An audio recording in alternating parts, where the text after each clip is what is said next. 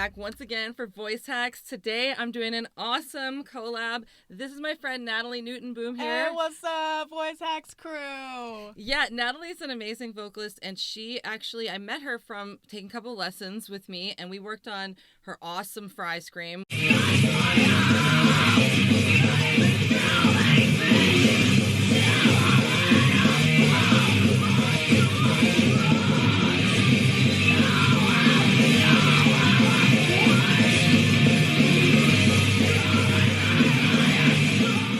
And I want to let you guys know she's got a band called Godesty coming out pretty soon. So there'll be some links in the description if you want to check out Natalie's band. And I brought her on today because she is a big fan of the artists that I want to talk about today, a band that we both love, some of the unsung heroes of metal, the God. Butcher Babies. Oh my God. Woo!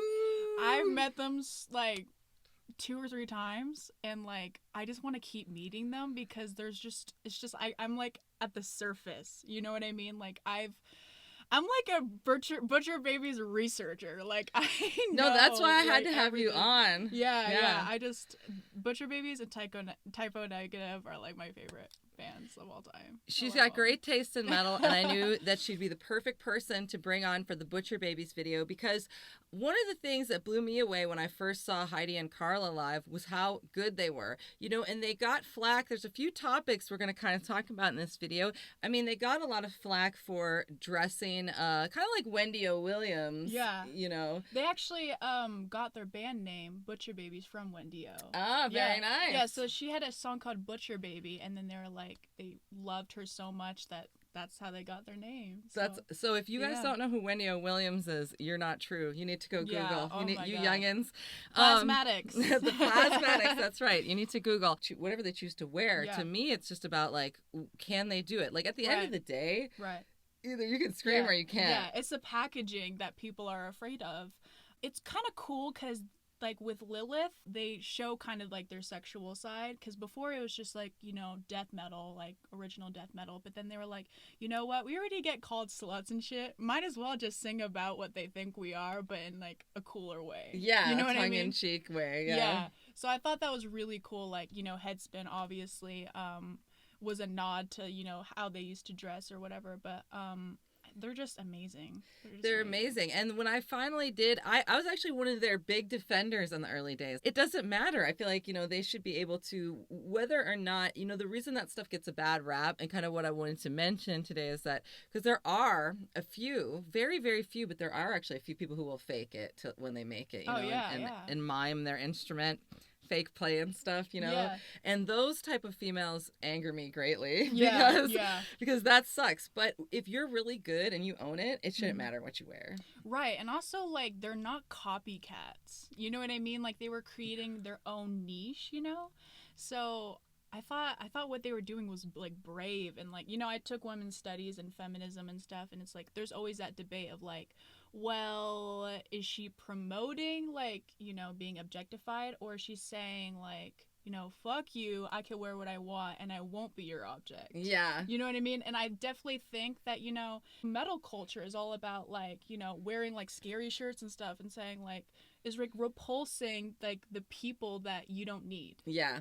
You know what I mean? Like repulsing the people that are very normal and conservative and the normies. You know what I mean? I call them the normies. Yeah. So like for them to dress like that crazy, it shouldn't be a surprise to people, because it's like that's what a dude would do. He would wear like an upside down cross or whatever, and like them putting nipple tape on is basically saying the same thing, you know? Yeah, it's like there was a metal documentary where a guy talked about like the cross dressing in the 80s, because he was like, well, what are you gonna do, wear a more extreme suit than your dad?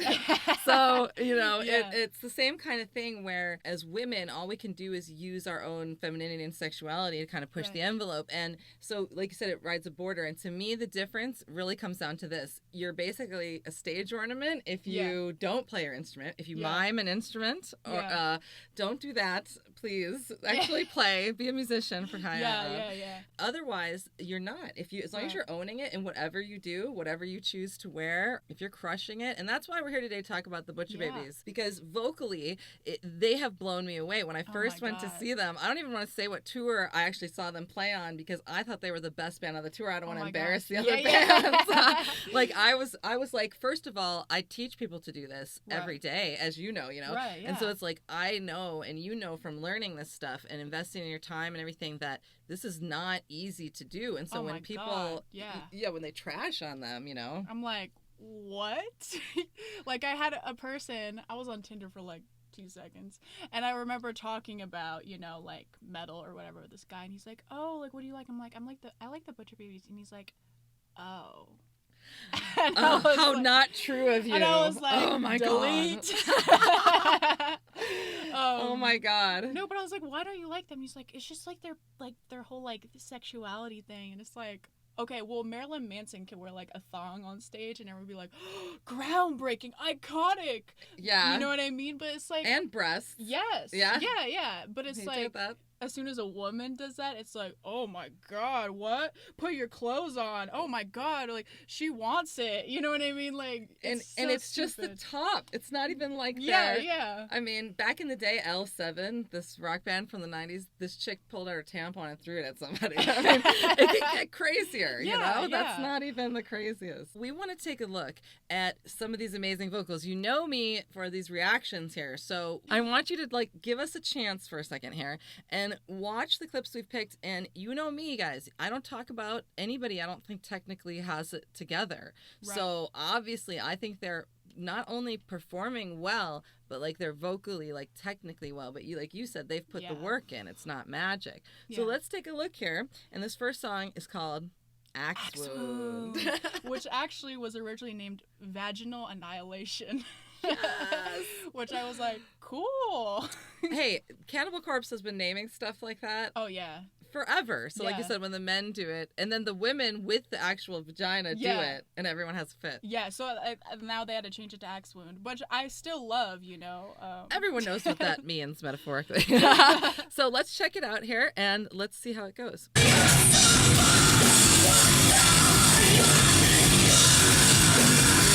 They actually call it a bangover, like the next day when the head hurts from like headbanging so.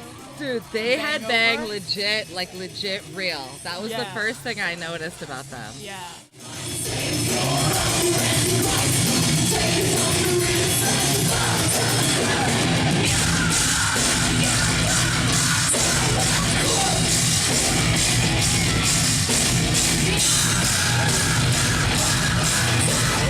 Dude, those whistles, dude. Bro, and you could tell like she's putting her back into it, like. Yeah, they're excellent. Like also running around and then like also clenching like your abdomen to do that, like. That's why they have to be in such good shape. Yeah. They're just great stage performers. That was the other thing that blew me away, I love how Heidi is always engaged with the crowd as well. Like in Underground and Overrated, she goes in and starts a pit and she'll stand in the middle of it. Yes. Yeah.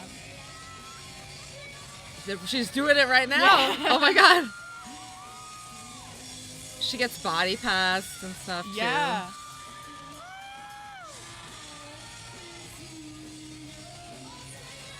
Oh, my favorite part.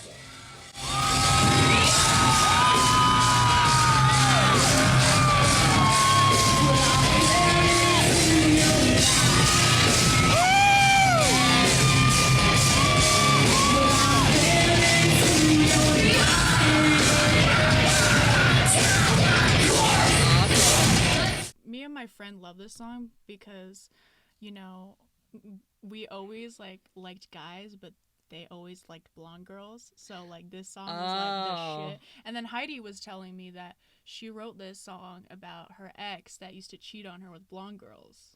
So if you look up the lyrics, they'll say on Faneuil Street. She goes into gritty detail, Oh my gosh. And this was their first song they wrote as a band, which is even cooler. All right, so we're going to look at Blonde Girls All Look the Same, another dope live clip. Let's take a look here. Oh my God, that whistle.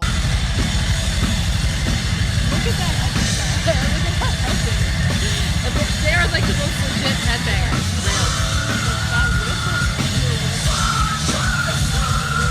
Just going Danny Cole.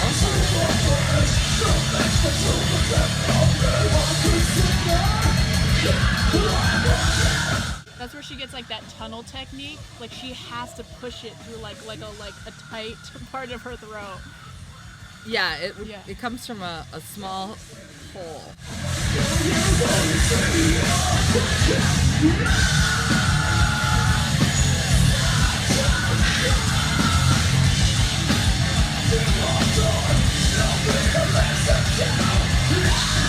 That was great. Yeah, like the fact she went like high. Yeah. Yeah. That was on point.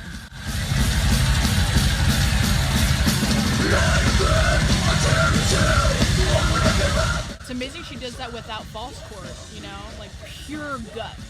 Yeah, Carla is really holding the mids and the lows down. Yeah.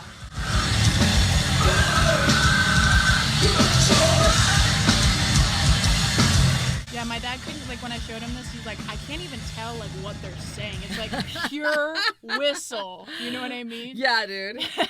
We're going to watch In Denial now, another amazing live clip of one of their great songs. I actually got a Butcher Babies inspired tattoo as my first tattoo. You did? Yes. Oh my gosh, what did you get? Okay, so I got the word denial right here. Sick. Because I am utterly obsessed with their song In Denial. Like, I just love the lyrics. It's just so good. And, you know, hearing the backstory from Heidi herself, I was like, I felt so much meaning, you know, like with her story and my story. And we were like comparing stories and we're like, oh, yeah. You know what I mean? So I got that word tattooed also because it's just a powerful word. Like at some point in our life, like we have to come to terms. We have to like confront things, you know what I mean? And like denial is such a big part of like, you know, going through therapy is like pushing it up to the light, you know? Yes. So they're geniuses. I have nothing else to say on that. This is what I'm saying. The art is supposed to touch people in that way, though. You know what I mean? That's absolutely. What it's here for. It's like my favorite performance is when they did the Roxy and they did In Denial because she was full on piercing whistle fry, and then here it's like low. Like ever since she stopped smoking, her voice has gone lower. Like she's adapted it. Interesting. Yeah. It does change a lot after you quit smoking, for sure. So you'll see this clip and be like, oh, like where the whistle at? Damn, it's gone low. Okay, well let's hear what happens now as it's changed and how it's gone a little bit lower. This will be fascinating. Let's take a listen. Most of all, I want to see you fucking move. This song is called In Denial. When they played this, I actually started crying. They played it in Vegas. I started crying. Oh. And I told them that after, and they were like, oh. That's so awesome, though. That's what it's supposed to be. I love it when they synchronize headbang. That's the most metal thing you can do is the sync headbang. It's like two sisters, like just amazing.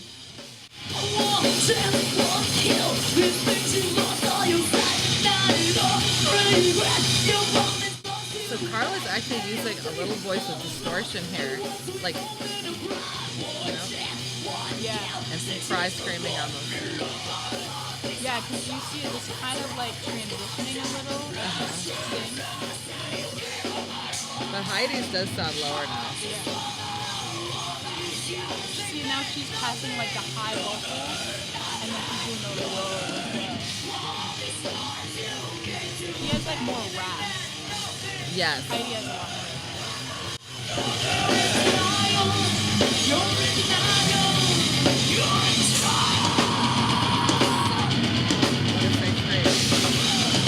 Half the people that I've seen can't move around stage as much as they do, and scream as well. Oh, and like Heidi will do like splits in midair. I'm like, girl, and they'll be like right before a scream too, and I'm like, that's something I don't know. I've never been able to get jumping on stage. Yeah. Oh my god.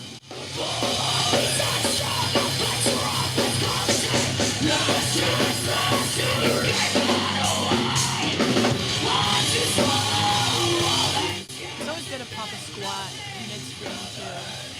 Then you can really push it, you know? Yeah.